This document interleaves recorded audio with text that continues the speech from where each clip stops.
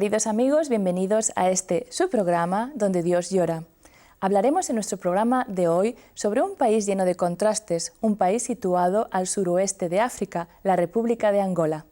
Tenemos con nosotros a Monseñor Ceferino Cheka Martins, obispo auxiliar de Luanda, en Angola. Bienvenido a nuestro programa. Muchas gracias por la invitación también para estar aquí con vosotros. Monseñor, usted ha sido nombrado hace relativamente poco obispo auxiliar. Cuando uno se nombra obispo, ¿qué siente? Porque a veces se piensa que el ser nombrado obispo es como subir un poco en la categoría, como el tener una promoción en una empresa. ¿Qué sintió usted cuando le nombraron obispo? Pues de hecho tiene usted razón cuando dice que he sido nombrado hace poco tiempo, ¿sí? Y es un momento en el que estoy viviendo algo, como quien dice, luna de miel, ¿no? Y me ha tocado venir aquí a esta formación que de hecho me va a abrir los horizontes, las perspectivas de asumir esta misión con toda responsabilidad que requiere. Dice usted que cuando alguien es nombrado como obispo parece que ha subido de peldaño. No, yo creo que es más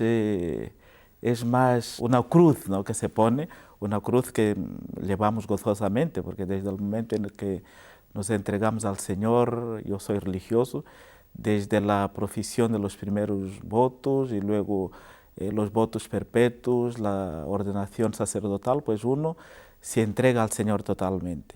Y la sagración episcopal, el nombramiento para el obispo, pues es una responsabilidad más que se da dentro de la Iglesia para que uno esté al frente de la Iglesia, ¿no?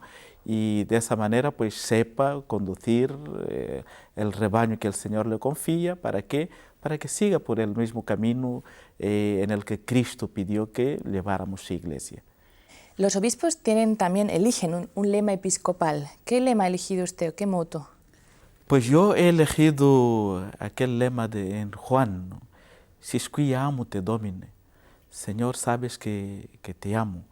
Cuando Jesús pregunta a Pedro 3 veces si Pedro amaba a Jesús, y Pedro contesta la primera vez, contesta la segunda y a la tercera se entristece.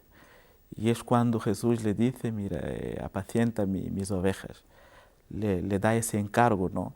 Y es curioso ver, he elegido ese lema, porque Jesús reclama de Pedro, ¿no?, ese amor, pero no de un corazón entero, ¿no?, sino de un corazón roto pero rehabilitado por Jesús. Justamente es de ese corazón rehabilitado en el que Jesús va a confiar que su iglesia va adelante. Y así somos los humanos también, con nuestros fallos, con nuestras debilidades, pero Jesús sigue apostando en nosotros, Jesús sigue queriéndonos, sigue amándonos, y en ese amor que nosotros debemos corresponder también, ¿no?, para que de hecho llevemos adelante su cometido. Monseñor Ceferino, usted en realidad en Angola se habla el portugués, pero nosotros tenemos la gran alegría de ver que usted habla castellano, español muy bien. ¿A qué se debe esto? Pues debe-se al hecho de que después de la filosofía en Angola, fui destinado a estudiar en España. Y en España pues estuve en Madrid, donde estudié teología en la Universidad de Comillas, y luego empecé a trabajar como capellán de inmigrantes africanos. Durante 8 años trabajé como capellán de inmigrantes africanos, y luego hice los estudios de Derecho Civil en la Universidad Complutense de Madrid. Y todo esto pues me llevó a vivir en Madrid unos 17 años. Por eso hablo castellano, ¿no? Su trabajo con los inmigrantes. Háblenos un poquito de esta experiencia. Ya sé que podríamos hacer todo el programa porque seguramente fue una experiencia muy enriquecedora y muy compleja. También 8 años trabajando con inmigrantes africanos en España. ¿Cómo fue su experiencia ahí? Sí, cierto. Cuando empecé a trabajar con los inmigrantes africanos, era en el momento en el que todavía no se hablaba de la crisis económica, ¿no?, que España era una de las economías más pujantes del mundo, ¿no? Y eso atraía a todos los inmigrantes de los 4 cantos del mundo, y los africanos también no podían quedarse atrás. Y por eso mismo pues muchos africanos venían a España, algunos en patera, otros se morían en el agua, ¿no? Y la Archidiócesis de Madrid, junto con la congregación, porque yo pertenezco a los misioneros del Verbo Divino, implantaron capellanías, diferentes capellanías. La capellanía africana, la capellanía polaca, la filipina y la de los latinoamericanos. Y esas capellanías fueron encomendadas al Verbo Divino. Y con misioneros del Verbo Divino vivíamos juntos y atendíamos las distintas capellanías. Y en conjunto con la Archidiócesis de Madrid, intentábamos no solamente atender al hombre espiritualmente, sino que atendíamos también a sus necesidades sociales y necesidades también laborales. Y todo esto pasaba por la documentación, documentar a los, porque eran ilegales cuando llegaban, ¿no? Al tomar los datos, sí. Después de documentarlos, buscábamos trabajo para ellos y con todo esto pues hacíamos la pastoral. Y era una pastoral que intentaba en una primera fase que desde las capellanías los inmigrantes vivieran sus costumbres para que el desarraigo no fuera abrupto, ¿no? Sino que fuera algo secuencial. Porque uno que sale de su tierra... Esto le quería preguntar, ¿cuál es el sufrimiento más grande que usted piensa que tiene un inmigrante? El sufrimiento más grande es que cuando el inmigrante sale de su tierra, viene con expectativas, piensa que de la noche al día pues su situación puede cambiar, puede mudar.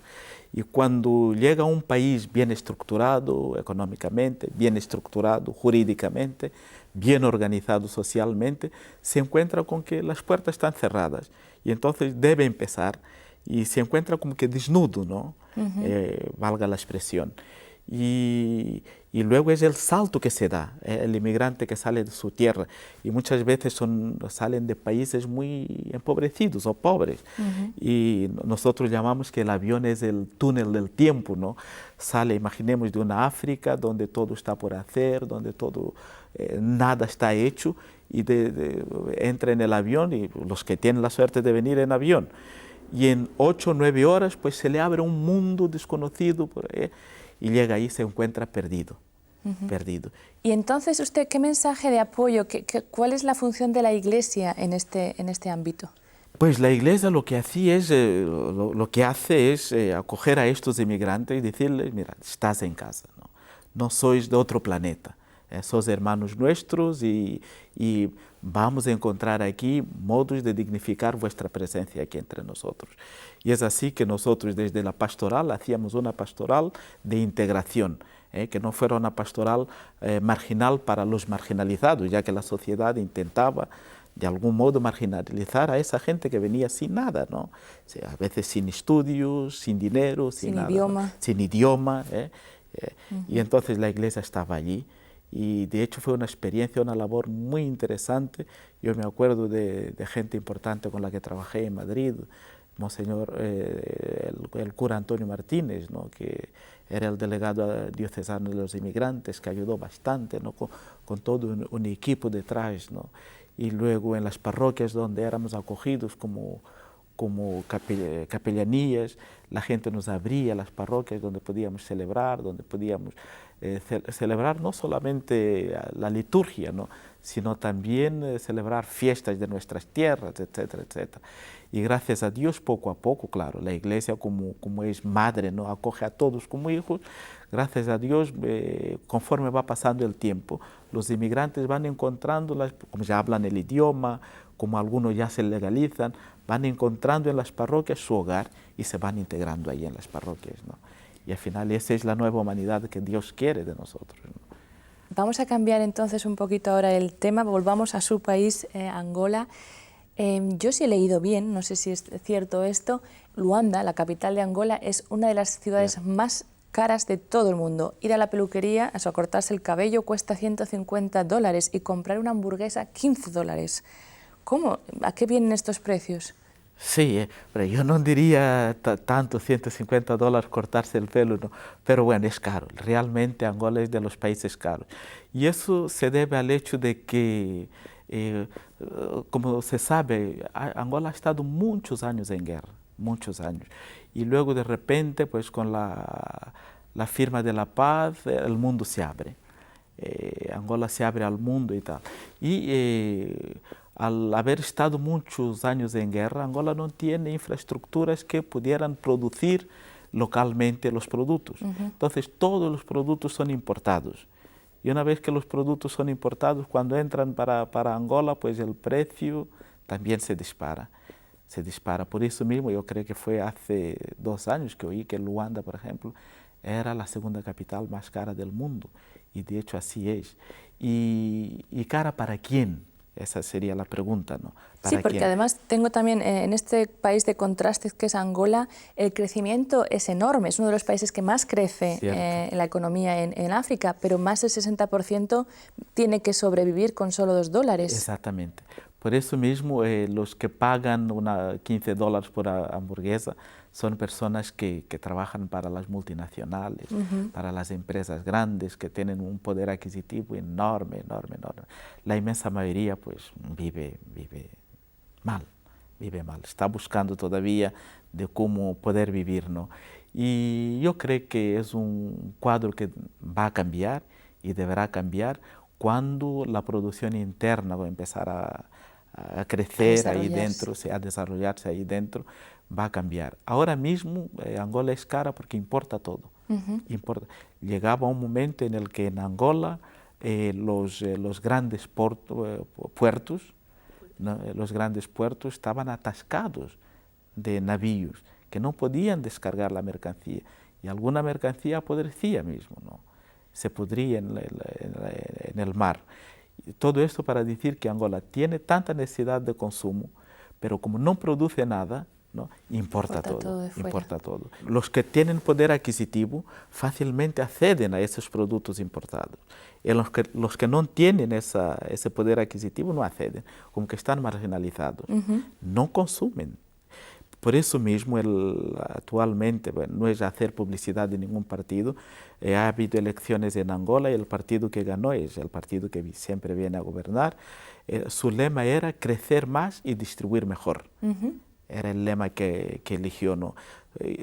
Significando decir que ven que el país crece, pero en la distribución se peca mucho, ¿no? La inmensa mayoría como que se queda al margen del crecimiento económico y muy pocos disfrutan de ese crecimiento.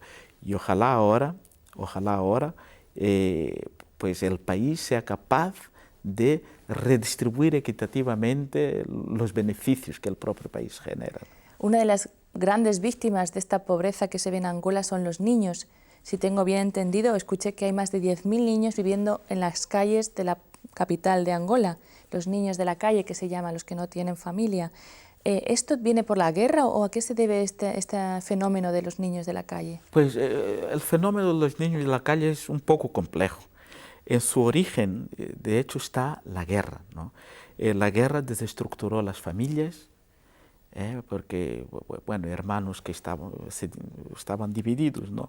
Un hermano a veces pertenecía a un bando y otro a otro bando y se combatían, y la familia deshecha. Y de ahí surgieron los niños de la calle. Y ya me acuerdo en los años 90, por ahí, empezaron con centros de acogida de los niños de la calle. Y uno de los que empezó esos centros de acogida es nuestra congregación de los misioneros del Verbo Divino, donde acogíamos a niños que se encontraban en la calle porque venían huidos del interior para la ciudad, en fin. Y poco a poco, con el final de la guerra, los niños aún siguen en la calle. Y la cuestión es, ¿por qué que esos niños siguen en la calle? Porque la guerra desestructuró las familias. Y las familias no están asentes en aquellos valores familiares de paternidad responsable, de cuidado a los niños, de educación a los niños, de familias que realmente enraizadas en los valores de la Iglesia, del Evangelio, enraizadas incluso en los valores tradicionales. Parece que se invirtieron los valores, ¿no? Y de ahí, pues, un niño que nace, su padre que no le cuida, la madre que pasa todo el día zungando. Zungando es un fenómeno... Sí, esta palabra no la conocemos, yo creo. Pues sí, zungar es una madre que coge por la mañana 4 plátanos, los pone los pone en una cesta, sí, y pasa por las calles a ver si alguien compra. Vendiendo. Un vendedor ambulante se llamaría. Vendedores ambulantes. Zungando. Zungar es salir por la mañana pues, con una cesta de lo que sea, y ir de calle en calle a ver si alguien compra, ¿no? Y ese fenómeno es cada vez más sentido en Angola. Entonces no hay nadie en casa, no hay nadie cuidando en casa, a los niños. Y los niños pues van a la calle también, y ahí hacen de todo. Algunos se drogan, otros se prostituyen. O sea que es un fenómeno muy malo. Sí, sí, que muy está negativo. ocurriendo en Angola. Y entonces los niños cuando se ven en esa situación prefieren la calle antes que vivir en su casa. Sin embargo, Monseñor, uno de los graves problemas que también tiene Angola en el campo eclesiástico es la falta de sacerdotes. Hay 8 millones de católicos en Angola, un país, por cierto, con una gran proporción de católicos en comparación con otros países, y no llegan ni siquiera a 800 sacerdotes. ¿Cómo llegar a tantos sitios? ¿Cómo ayudar en tantos lugares donde son necesarios? Pues sí, este es uno de los problemas muy serios que Angola afronta hoy por hoy, ¿no? Angola, yo diría que tendrá un poco más de católicos que 8 millones, porque se estima que de los habitantes de Angola, que andaremos por unos 20 millones ahora, el Sí, es verdad. 73% son católicos. Ajá. 73%, y luego unos 12% protestantes, ¿no? de diversas confesiones protestantes, entre metodistas, anglicanos, bautistas, etc., ¿no? Y bueno, es un porcentaje enorme de cristianos en Angola. No obstante, hay carencia de sacerdotes. De hecho, esto se debe al hecho de que Angola ha sido evangelizado por los misioneros, por los misioneros. Y por los portugueses sobre todo, ¿verdad? Por los portugueses en la primera etapa, también por los españoles, porque los que llevaron el cristianismo en Angola en el 1491 fueron portugueses y españoles, franciscanos, ¿no? Y que luego el primer bautizado fue el rey de Congo, don Alfonso I, y que mandó a su hijo don Enrique al seminario para que estudiara, ¿no? Y desde entonces la historia de Angola ha tenido como que dos momentos de desencuentro. El primero es que los nativos pensaban que las exigencias para el sacerdocio eran demasiadas, ¿no? Que no podían sobrellevar exigencias en relación a familia, en relación a los valores del Evangelio que tenían que ser sopesados, ¿no? Que eran muy nuevos, quizá sí, también. Que eran muy nuevos, era un choque, ¿no? Por un lado. Y por otro lado, los que llevaban el Evangelio, que pensaban que los africanos no podían aguantar o soportar las exigencias. Exactamente, las exigencias del Evangelio. Y eso como que se fue llevando un poco, se fue llevando. Es decir, que entonces la mayor parte de la labor estaba cargada en los hombros de los extranjeros. De los misionarios, de los extranjeros. Ajá. Y de hecho también Angola es de independencia muy tardía. Es verdad. De los países que se independizaron hace poco, ¿no? 75, ¿no? 75. 1975. 75, como podrá ver, tenemos 37 años de independencia. País muy joven. Y muy joven. Y hasta entonces, pues para que un africano fuera al seminario, sí estaba bien visto, pero no era muy común, ¿no? Y luego de 75 hasta 92, por ahí, hemos estado en guerra civil. Hemos estado en guerra civil y luego el sistema era comunista, ¿no? Y todo lo que conlleva el confisco de los seminarios, de los bienes de la iglesia, etcétera, etcétera, ¿no? Y entonces a partir del 92, por ahí, los años 80, los seminarios empiezan como que muy incipientemente a surgir. Los primeros jóvenes a entrar al seminario con los desafíos que eso conlleva, ¿no? Y los primeros frutos, los misioneros, como que los religiosos post-independencia, pues son los de los años 90. O sea, es decir, que 2000. La iglesia angoleña tiene 20 años de existencia. Más o menos, sí. O sea, en esa vertente misionera, sí, claro. En esa vertente, porque la iglesia angoleña tiene 500 años. Creo que es la primera. La primera en África subsahariana, sí. Pero en África como... negra, sí. Sí. Ahora, como que esta iglesia que va asumiendo su propia responsabilidad es muy reciente. Tanto es así que, bueno, hoy por hoy ya hay muchos misioneros y religiosos nativos, pero no dan abasto para una vasta Angola como es, ¿no? No obstante, todo esto nos da experiencia. ¿En qué medida? En la medida en que ahora nuestros seminarios están llenos, llenos de jóvenes que quieren ser misioneros, que quieren ser religiosos, que quieren sagrarse a la causa de la Iglesia. Están llenos los seminarios. Me acuerdo del seminario interdiocesano de Luanda, los seminarios en Benguela, están llenos. Las congregaciones religiosas, por ejemplo, en mi congregación, pues tenemos un seminario menor que está lleno, un seminario mayor de filosofía también, que sería el intermedio, ¿no? Que está lleno. Tenemos jóvenes que quieren dedicarse a la vida consagrada, pero nos faltan los recursos. Y a ver, poco a poco, ¿no? que esa esperanza no desvanece en nosotros y podamos seguir.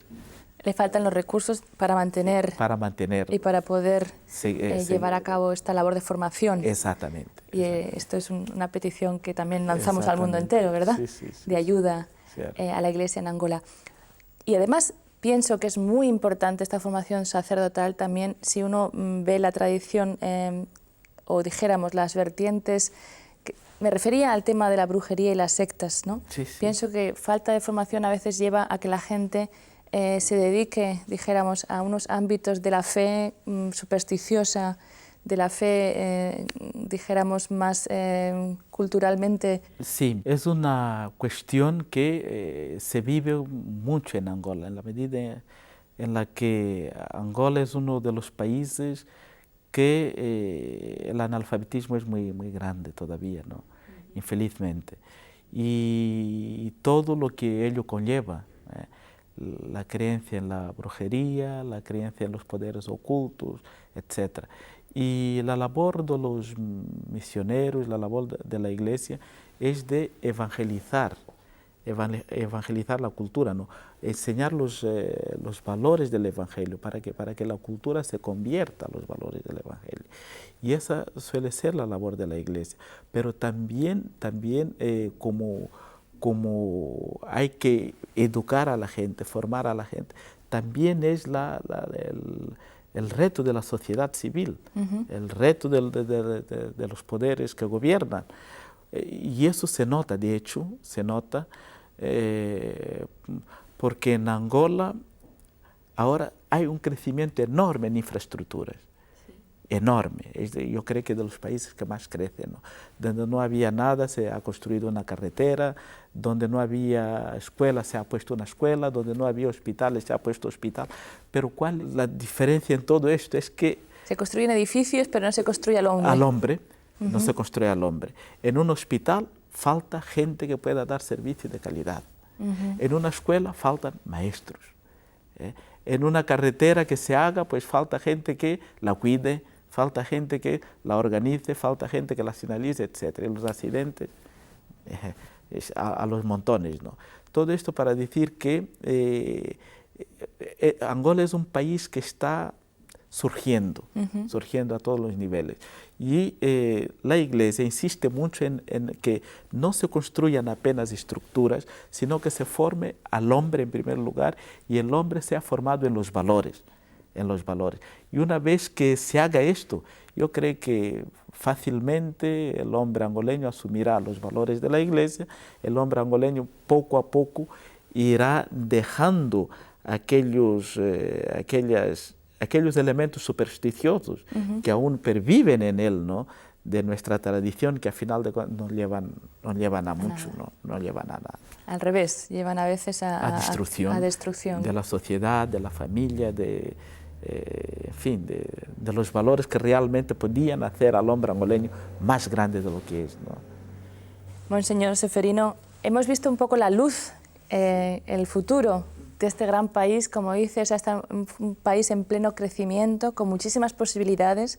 Muchísimas gracias por haber estado aquí hoy con nosotros. Si usted también quiere dirigir un mensaje a nuestros oyentes, a nuestros espectadores, en estos momentos puede usted tener la oportunidad de hacerlo. Pues muchas gracias por la invitación, por haber venido a este programa y dar a conocer un poco a la Iglesia de Angola, que es una iglesia muy antigua, ¿no? En su presencia, en su implantación, ya como decía al comienzo del programa, que hace 500 años que está allí en aquel territorio, pero que es una iglesia nueva, ¿no? En la medida en la que ella quiere crecer, con su clero, con su gente comprometida. ¿Por qué no? Con un clero que sea fuerte y de tal modo que pueda enviar misioneros, que pueda enviar religiosos también a evangelizar otras partes, ¿no? Porque así es la iglesia. Si nosotros hemos recibido, ¿por qué no podemos dar? Y ojalá pues que algún día nuestra iglesia también de Angola pueda enviar misioneros por el mundo para seguir evangelizando, como decía el fundador de los misioneros del Verbo Divino, ut verbum currat, que la palabra de Dios se extienda por el mundo, ¿no? Que la gente viva de la palabra de Dios. Una vez más, muy agradecido por vuestra labor, junto de la iglesia que más sufre, junto de los pobres, porque si somos iglesia, pues compartimos la misma fe, pues compartamos también los bienes que tengamos, ¿no? Así seremos una familia, así seremos una humanidad nueva, esta humanidad que Cristo quiso que formáramos. Muchas gracias. Y muchas gracias también a ustedes, queridos amigos, por haber seguido su programa Donde Dios Llora. Y si desea ayudar a la Iglesia en cualquier parte del mundo, en Angola o en otros países, no duden en contactar con la dirección que van a ver ahora al final en su pantalla. La bendición de Dios y hasta la próxima semana.